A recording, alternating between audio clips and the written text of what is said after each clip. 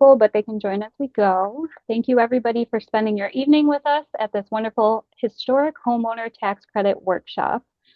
This workshop is brought to you in partnership of Preservation Buffalo Niagara, Preservation Studios, the New York State Historic Preservation Office, and the Elmwood Village Association.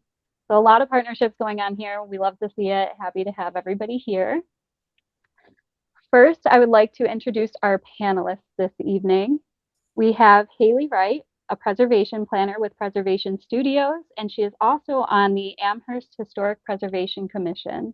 Hi, Haley. Thank you for coming. Thank you. We also have Tom Yachts, who is the founder of Preservation Studios and the director of municipal services. Thanks for coming, Tom. My pleasure. And last but certainly never least, we have Zach Zalman, a historic preservation technical specialist with the New York State Office of Parks and Recreation and Historic Preservation. Always happy to have you here, Zach. Thanks for joining us. Yeah, thank you for having me. So as you guys are all coming in, Haley and Tom are going to really set us going with this presentation. And I will have you hold most of your questions till the end, which will have a Q&A. And you can type them in at the chat at really any point. I'll keep up with them as we go. If you need anything, just let me know. Thank you so much. Thank you so much, Emily. We're excited to do this webinar with everyone tonight. Just to quickly go over the agenda, what we'll be chatting about, we'll do a quick introduction. We'll go over some local landmarking tools, the Historic Tax Credit Program, eligibility, qualifications, what QREs are, some examples, and then the application process for everyone. And I'll hand it right over to Tom. I guess that means I'm on. Okay. Well, I'd like to welcome all of you here on behalf of Preservation Studios. Preservation Studios is a full-service historic preservation consulting firm that was founded in 2002 when I got a master's degree in architecture from the University of Buffalo School of Architecture and Planning. The intention at the time was for me to work alone and work on maybe one or two historic preservation projects a year. And then New York State adopted a statewide historic preservation tax credit. It was commercial to begin with, and then it became residential as well later. And for consultants, that just exploded the work that was coming to us. And I could not handle it all by myself. So Preservation Studios expanded so that there are now 10 of us. And we work across New York State. We're also in Manhattan, on Long Island. We work in neighboring states. We have an office in Portland, Oregon. We have another office in North Carolina. And my wife and I live in California in the winter. So California just adopted a historic tax credit for the state, and we're in the process of looking at some work here as well. But a little bit about the work that we do at Preservation Studios. We deal mostly with historic tax credit projects, although we do some other work as well. But we've done projects that you probably are familiar with. We worked on the electric tower. We did the Packard building. And more recently would be the mattress factory on the east side, Black Rock Freight House, the Monroe. These are all projects that we worked on. We're working on a residential project right now at 800 West Ferry with an owner who bought what I think is the most historically significant apartment in the building, if not in the city. It was the main living spaces for the original owner of the building. So it's quite a lovely space. And we're working with her on the rehab of that. But maybe the most exciting project that our firm got to work on, and certainly the most exciting one I got to work on, was the Buffalo AKG. We were hired by the Albright Knox, actually we're hired by OMA through the Albright Knox to do the historic preservation consulting for that project. You know, there were two historic buildings there. You know, there were some issues when it was initially proposed what would be done there. And we had the very, very good experience working with an unbelievably collaborative group of people. Yanni Seren, the architect Sho Shigematsu, all amazingly cooperative, working together to bring that project. So this is the kind of thing that we do, and this is the kind of stuff that has been very, very, very, very profitable for us to engage in, and profitable for all of our clients who gain these historic preservation tax credits, like you're going to gain them with your home. Before we get into what we're really here for to talk about, I want to just talk to you about one thing, and that is local designation.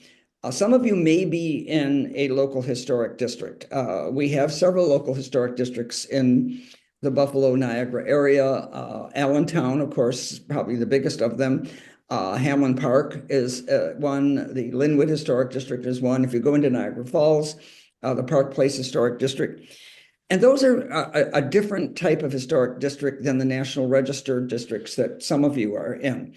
National Register gives you an honorary designation for your property, and that honorary designation makes you eligible then to receive historic preservation tax credits, whether they're commercial or residential.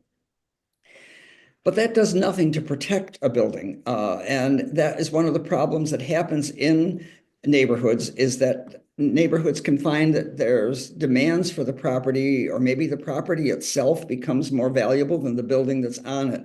I can give you a couple of examples, Haley, if you want to just flip on to that slide. Some of you might remember the Shredded Wheat Company in Niagara Falls. That's the factory over there, the postcard photo. In the center of that was the office building for the shredded wheat. The rest of the factory was torn down in the 1950s, and they moved their operation to another factory that they had not nearby. But they kept that administration building, and eventually it became the first site of Niagara County Community College. In the 1980s, when the college left for their suburban campus, it was put up for sale. It was in very good condition with its marble bathrooms and its terrazzo floors and beautiful, full of light and everything. And a developer bought it and demolished it for a shovel-ready site. And it was on the National Register at the time, but it was not locally designated because there was no process in Niagara Falls at that time to locally designate buildings. So that building was lost, even though it was on the National Register. And just so that you know, that picture that's next to it, that's what it looks like now. It's still waiting for that shovel. The project that was supposed to happen there never happened. And so 40 years have gone by, and that building could have been rehabbed into something that would have been useful. And the next slide is one that is from the city of Buffalo, and you'll be familiar with. This is the rectory for St. Vincent de Paul, the former St. Vincent de Paul Church that is now the Montante Center at Canisius College. This is in Hamlin Park, and the Hamlin Park neighbors were very upset that Canisius was buying their properties, tearing down houses, and turning their neighborhood into something that wasn't as residential or as familiar to them as they wanted it to be. They put up a real fuss when the demolition permit came up for this house, because this house was in beautiful condition, as you can see, is a nice house. And they were very upset that was going to happen. So they, in the 1980s, became a local historic district. And that local historic district designation allowed them to go to the Buffalo Preservation Board and say, please save this property for us. We do not want it to be demolished. And they did. And as a result, it's now being used for a program at Canisius College. There's still that residential feel that was in that neighborhood. Because Hamlin Park became a local historic district, almost 30 years later, actually more than 30 years later, it went on to the National Register because those properties all had remained as they were. They didn't have the demolition that the rest of the East Side saw. So that lack of demolition and the fact that those properties were there, 1,457 residential properties in Hamlin Park became eligible for historic tax credits because they all went on to the National Register. So these are the kinds of things that are important. Louise and I spend our winters in California in a community that is known worldwide for its quaint charm of these little cottages that were built in the early 1900s. They were built for artists and writers and school teachers. Well, you know about artists and writers and school teachers, especially in the early 1900s, they didn't have a lot of money. So these are small cottages. They're charming. They are so beautiful you would not imagine in this setting with these huge trees and everything else. Well, If they didn't locally designate them, they would be gone. This community would not have any of them there because the property value here is so high that these houses don't justify the amount that people are going to be paying for them.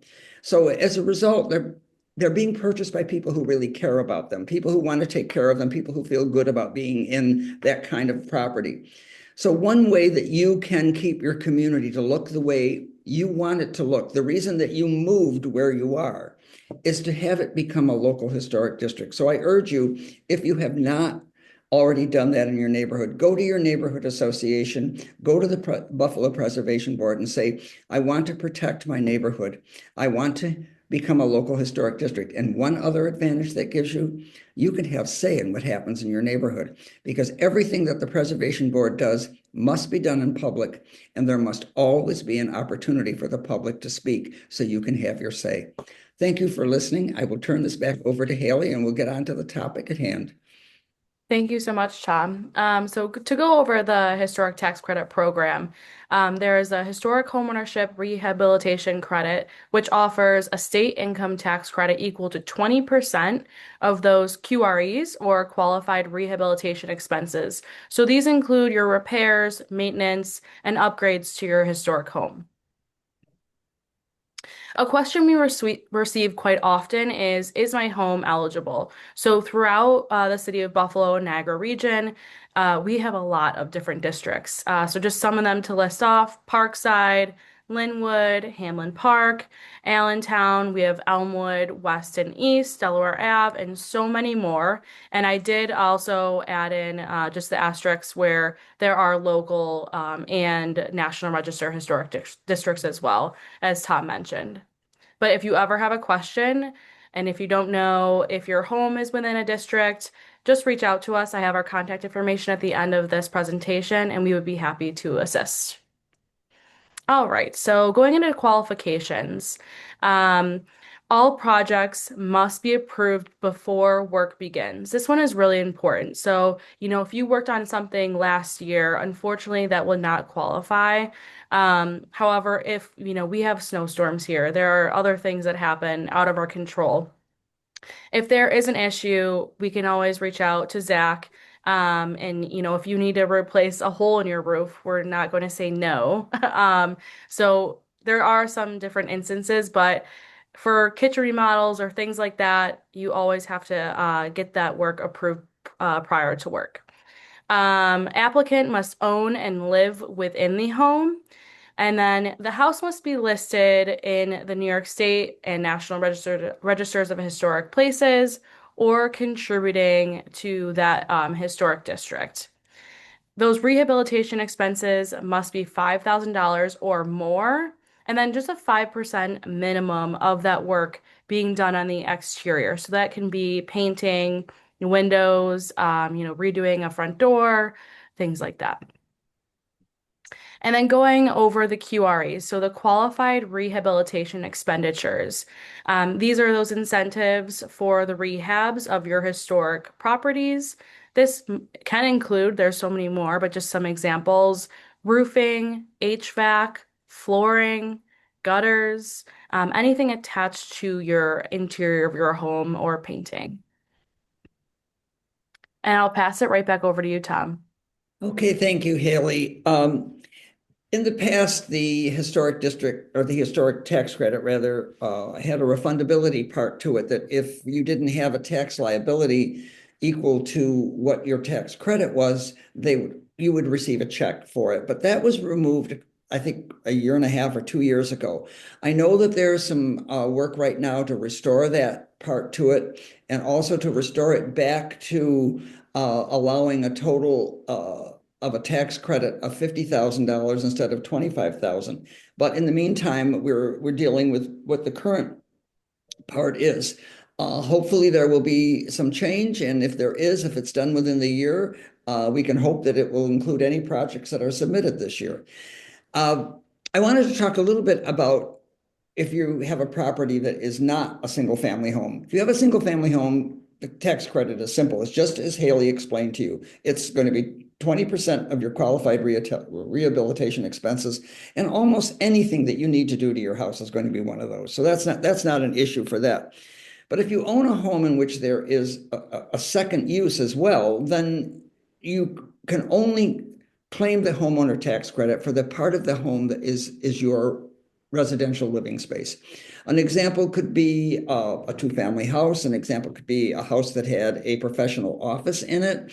Or maybe if we look at some of the ones that are in the city of Buffalo, the owner lives upstairs and the store is downstairs. Those are all shared uses, but another one that's more common and probably quite prevalent in some of our local or some of our community historic districts is a bed and breakfast. And this is an example. The house that you see here is a bed and breakfast in the city of Niagara Falls. It's called the Marshall House, and it's on Park Place in Niagara Falls. In the spirit of full disclosure, my wife and I bought this house and restored it and rehabilitated it into a bed and breakfast in 1993, and it was Park Place Bed and Breakfast at that time. A subsequent owner has changed the name and has kept the house up really beautifully. We're so happy that it has remained that way. But at the time, we didn't have access to the homeowner tax credit because it wasn't available. But let's say that we did. And if we did have access to it, and saying that maybe we would have lived in 50% of the house, although we certainly lived in far less than 50% of the house because the house was quite large. We lived in the servants' quarters. She pushed that button on the first floor and it rang up to us, not to anywhere else. And say, though, that it was 50% of it. And then the homeowner portion can get 20%. So we lived on the third floor. If we were doing work on that third floor, we could have got the full 20% of the work that was done on that third floor. But if there's shared spaces that are there, certainly anything on the exterior, including the roof, is shared by both the commercial use and the residential use. And if there's a shared space, like an entrance hall or a living room that is a shared space, then in that case, it can only be a portion of what it is. And the portion that you use is the portion that you're claiming on your income tax. So if you claim that 50% of the property is commercial when you're applying for your taxes, then that's the percentage that you would use. So if we say that that was that 50%, that means now the 20% tax credit now goes down to 10,000 for QREs. 20,000 in QREs would give you now 10,000 in QREs because only half of that is going to count, and then the 20% of that. So instead of getting a tax credit of 4,000, which you would if it were all your private home, you would get half of that. So it's a lot easier than it sounds. So if you have a shared use, contact Zach or contact us at Preservation Studios or contact Emily at PBN, and we can explain it more to you. I want to explain, though, some other examples of how it's applied. Here is a Buffalo duplex, a very common thing in the city of Buffalo, common in Niagara Falls. Two flats is what we have here. This is the famous Dollar House. A young man in his early 20s bought this house off of the demolition list. That may be him standing in that photo over there. What do you think, Emily? You think that's Mike and Haley? That could be Mike over there. Mike Puma is a partner in Preservation Studios, and he bought this when he was first working for us for $1. And Mike poured $125,000 into that house, and as a result, ended up with it, as you see there. He used the historic preservation tax credit here, but what Mike did is he used both the commercial and the residential. So you can do that. You can split it. And for example, if there are expenses that went only with his apartment, that was the homeowner credit. If there are expenses that went with the apartment downstairs that he was renting out, that was the commercial credit. And if there were expenses that were shared, there was a portion of it that was used. Again, it's somewhat complicated when you're doing the federal commercial credit and the state commercial credit. So you do need a consultant for that. You absolutely do.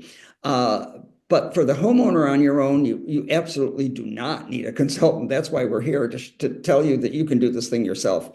Let's look at another example that we have here. That's the inside of Mike's, with the before and after. And here's just some examples of how he did it. He was able to share the attorney fees between the commercial and the residential.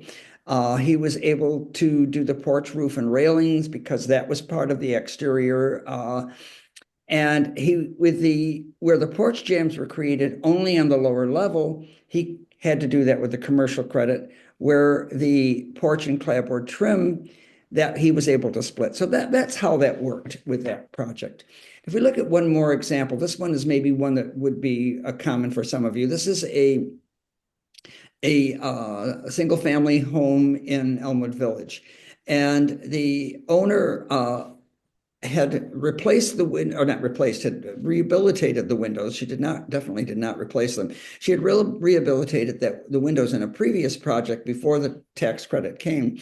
And she did not like the fact that the old aluminum triple track storm windows were on there. She found them unattractive and didn't think that they really went with how the house would have looked historically.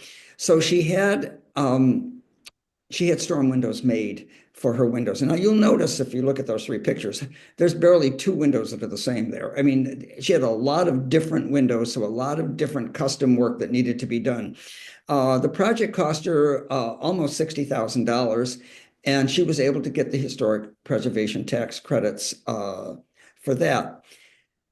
She's a friend of mine. She called me, and the only question she asked me about doing this tax credit application was, what's the style of my house?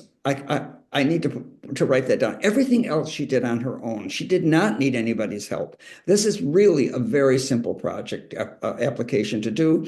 And Zach is a phone call away. One of us is a phone call away. So you can easily do this as yourself. It was so easy, in fact, that she's doing another one. So I urge you, if you want to do this, it's not a difficult application to do. Just do it and then call for help if you need it.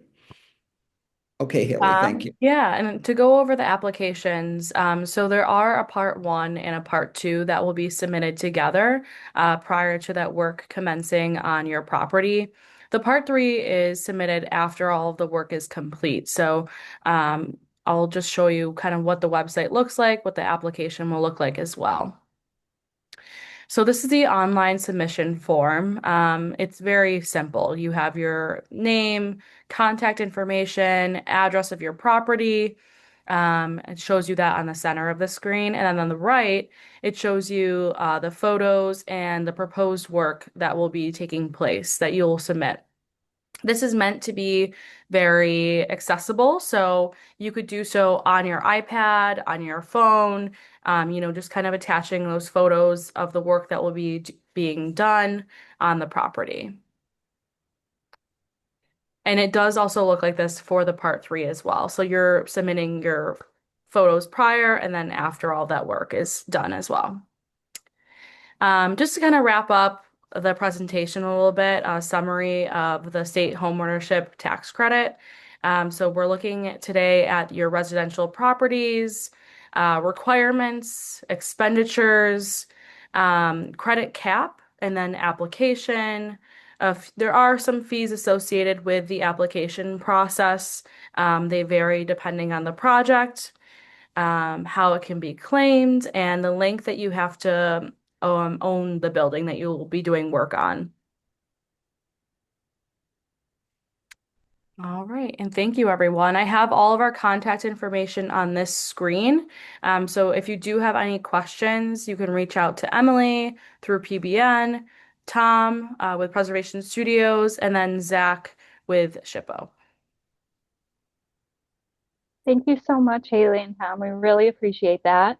If you guys have questions, please throw it in the chat. We'd be happy to answer them. It's a lot. It sounds like a lot, but it is pretty self-explanatory and intuitive. I always tell everybody it's like my favorite state application because it really guides you through how to do it and what they're looking for. And if by chance you don't know something, Zach is probably one of the most reachable state people I've ever met in my life as well, and knowledgeable. Like he's a wizard with mortar. I just saw that unfold the other day, and it blew my mind. I So appreciate please, it. honestly, that was incredible. And then I know that in 2026, spending is a lot more meaningful. We have to really think about where we want our money and how we want our money to make an impact. So please consider donating to PBN. We hope to continue to do a lot for the community, keep doing workshops like this, partnerships with everybody. So if you can, please consider becoming a member, donating, or even volunteering your time. Time is valuable in this day and age as well. And so thank you all for coming and listening too. So let's get to some questions. All right, we got Scott in.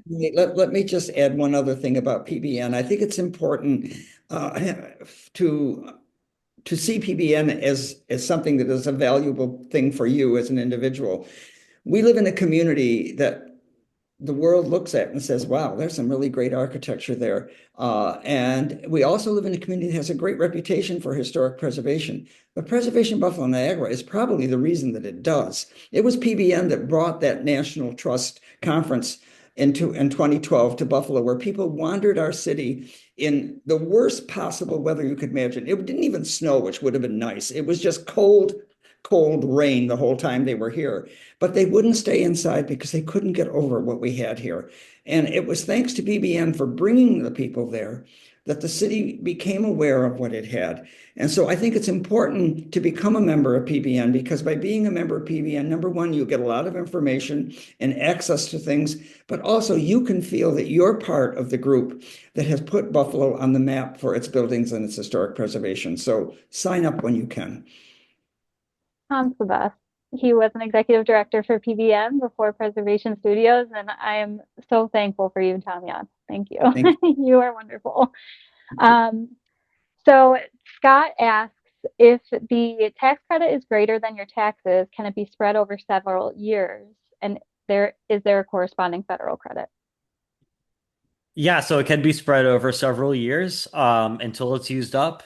But no, there is no corresponding federal residential credit right now, only a federal commercial credit. The residential credit is only a state by state system. That's a great question, Scott. Everybody's kind of quiet today. I'm telling you guys, while we have Zach and Tom and Haley and myself here, if you have any project questions, I mean, you guys are here to get work going. So please just type them into the chat. We'll be happy to answer them. Or if you're not good at typing, just let me know and you can speak about it. Yeah, and to go off of that, we get a question quite often if you can do projects in different phases, and I feel like that's honestly encouraged because, you don't have to finish every project in your house all within 1 year. So like maybe 1 year you're working on your kitchen, start that, finish that, and then maybe do like little exterior work. Next year you have to do your roof or painting on the exterior. So you can absolutely phase out these projects, and I feel like that's the best way to, schedule the work on your property throughout the years. I Yeah, think and we're flexible about how you do that too. You can either just keep a project open year to year, and you wouldn't claim the credit every single year then. But the project, there's no deadline for closing out the project. You can keep it open. And once you're really done with all the work on your house, even if it takes several years, you can finally close it out and then claim all that credit. Or you can close it out year after year, and that's fine too. You just have to go through the whole application process each year and meet the program minimums, the program requirements individually each time you do that process. I think what Zach has pointed out to you is that a lot of this depends on the size of the projects that you have to do. If you have a massive rehabilitation that has to be done, who of us has the money to do that all in 1 year anyway? But if you work with the TIPO and work with your tax accountant, you can plan it out so that you get the maximum amount out of those applications and spread it out over the time that you need. The important thing to know is that you don't want to turn away money that is your own money given back to you. I mean, it isn't like someone is giving you a handout. This is your own money giving back to you in return for you doing something that benefits the community. That's great. So there's a question from Dan, that Tom made a mention of his friend's project. It wasn't a window replacement, but a rehab. Does this mean a window rehab project replacement project does not qualify? Obviously, I'm not going to get vinyl windows. I'll let Zach answer that. Yeah. No, I mean, we very strongly encourage repair instead of replacement. I certainly am a big fan of repair, and it's pretty simple. I mean, it's basic woodworking. It's a lot easier than people think it is. But no, like it, and it's up to your own judgment. If you really think your windows are not going to last and you need to replace them, we just ask that you follow some simple guidelines. So no, vinyl does not qualify at all. Vinyl's off the table, but we will allow either wood or aluminum clad, even fiberglass, some composites. Just ask about the composites. Um, and we ask that they match the dimensions of the original opening exactly, so you're not cutting out any of the wall. We don't want any of the trim molding to go away. That needs to be retained. And if there's any grill pattern or there isn't any grill pattern or muntins as we call them in the field, then that needs to be an exact match. And it needs to actually protrude beyond the glass, like it would in a traditional window. So that could be simulated or true or full divided light is what that's usually called. So we just don't allow no grill between the glass. Because that's basically a cartoon of a window. You may as well draw that on with marker. So no grill between glass, no vinyl. But otherwise, we're pretty flexible about window options. We just ask that you please attach specification sheets with your application. Great. That's wonderful. I threw a thing in there about the preservation brief, a little link into the chat. I think, it's a wealth of information. We can do a lot of these things ourselves, as Zach pointed out. It's just learning the information. And going off of that, Emily brings up a good point. We have a lot of homeowners that are able to do work themselves. So although you can't claim your time as like a working credit, you can still claim the materials under the 20%. So, if you're restoring your house yourself, you can still claim the credit for the actual materials, just not your own personal labor time. One thing though about that, to add just one, and this is rarely happens, but I did have it happen with one project. If you happen to be Yeah. person who has that career. I was working with someone who was a licensed plasterer. So the plaster work he did on his property, he was able to claim his own labor. If you're a licensed plumber, the plumbing work you would done, a licensed electrician. If you're an architect, whatever the professional work that you do, if you do that professional work on your own home, then you can claim that. But it's just that you cannot claim those things if you are not a professional doing those things, as Haley pointed out to you. Yeah, so if it's just amateur DIY, then you just claim the materials. That's great. I hope everybody attempts a project in their home at least once. It's really great to get and work with it with your hands too, if you can. So we had a question about University Heights District, which they believe to be federal, so listed on the National Register. Does Buffalo Preservation Board need to be notified if you're doing tax credit work? Yes, I believe they will get flagged when you pull your permit for that work. And I don't, Tom, do you know for sure on this one? Would it It, only be if it's a local district? I don't know if they would I think on it's the only done if one. it's locally designated. Yeah, like for the town of Amherst, we wouldn't get flagged unless something was locally designated. Yeah, the state doesn't reach out and flag, so we wouldn't Yeah. be the ones to do that. It depends on this is really a question for Chris Hawley I at City think, Hall. We should ask him that because I know that in Niagara Falls, Correct. a lot of properties that weren't locally designated were flagged because they wanted at least for the Preservation Commission to be aware that this work was going to be done on a historic property. And then we would go to, I was on the commission at that time, and we would go to that owner and we would give them some advice as to what might be the right things. Like Emily mentioned the preservation briefs, we would give them that kind of information. Even though we didn't have any say in what they were going to do. So we should ask Chris Hawley at City Hall if they're made aware of it. I don't know that that happens in Buffalo, though. I really don't think it does. Yeah, we'll get back to you on that, Scott. We'll flag Chris on that. He's a master when it comes to our preservation locally, our local laws. So we'll see if they would get notified. A lot of times it does happen when you pull the permit. So we'll get clarification on that. I have your email, so we'll work on that. We have Alexandra who asks, what information is needed for the application, such as photos, work, contracts, quotes? And if you're doing the work, oh, you just learned about our sweat equity. Yeah, we can't claim our own work, but you can claim your materials. But yeah, can we go through the application page, Haley? See what that looks like.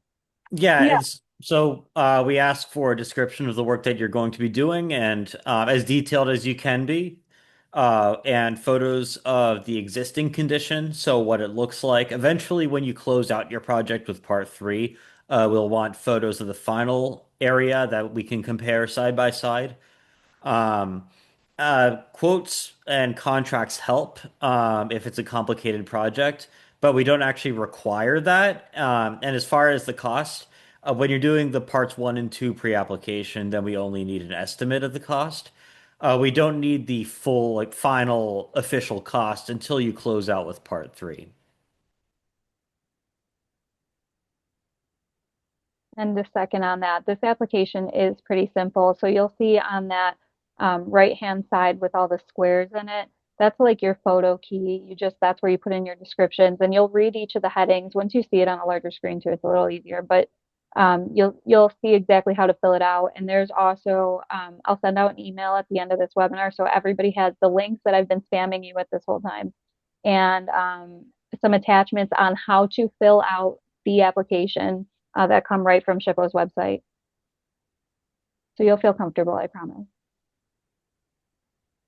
Part two of Alexandra's questions. If $5,000 of work has to be done in order to do the tax credit, does it need to be in the same category or just on the same application? Like, could I do my bathroom and the outside of my house, which yes, you must, which equals 5K together, but not separate? Yeah, so it's just 5,000 total, at least. So you can just do a few hundred for one thing and 4,500 for something else. That's totally fine. It's just $5,000 minimum every time you do that part one and two pre-application, and when you close out with part three. And there is an external component. That's why I got all excited about your question, is you have to spend 5% of your total project cost on the exterior of your building, which is so easy to do. Repainting your door, fixing those window trims, um, the hinges, there's so many things that qualify as a qualified rehab expenditure. So it's easy to do the $5,000 thing, I promise. All right. Let's see. How can we access a recording of this? Oh, yay, that one's for me. This is, I will put this recording up on YouTube if you'd like to rewatch the recording, and I will also send out that follow-up email with information on what we've talked about today. It'll have the contact information of everybody, a ton of links. It might be overwhelming. If you have any questions on it, you can reach out to all of us. We love preservation. We love seeing homeowners be good stewards. So we are always happy to pick up your call. All right. Does anybody have any other questions? You can speak up. You can chat it out. Anything? Raise your hand. And thank you all so much for coming today and sharing your experience. And this presentation, Haley, that you put together is so lovely. And just thank you for partnering with TBN all the time on these, because I think it's just amazing to get the word out to homeowners who deserve it. Yeah, and then next month we'll be hosting another one with PBN. So, if you want to watch it again or share with your friends and family if they own buildings in the Buffalo area, we'll be happy to host next month. Yeah, that'll be great. Last, he got it in, just, Dan got his question in. Window, windows are exterior, right? Yeah, anything on the window is going to be exterior. Yay. You hit that 5%, Dan. All right. Well, thank you all so much for joining us. Please reach out if you have any questions. Other than that, I hope you have a wonderful rest of your evening. Bye-bye, everyone. Bye. Thank you.